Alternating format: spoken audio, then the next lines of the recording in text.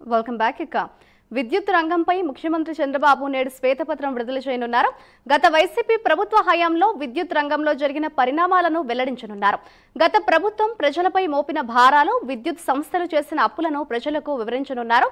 గత ప్రభుత్వంలో విద్యుత్ రంగం అప్పులు 1.12 లక్షల కోట్ల రూపాయల వరకు చేరుకున్నాయని అధికారులు లెక్క తేల్చినట్లుగా తెలుస్తోంది. అదేవిధంగా 18,000 కోట్ల రూపాయల వరకు ప్రజలపై వివిధ భారాలు మోపారు. స్లాబుల మార్పు, ట్రూ అప్, ఇంధన సర్దుబాటు తదితర ఛార్జీల పేరుతో గత ప్రభుత్వం భారీ భారం మోపింది.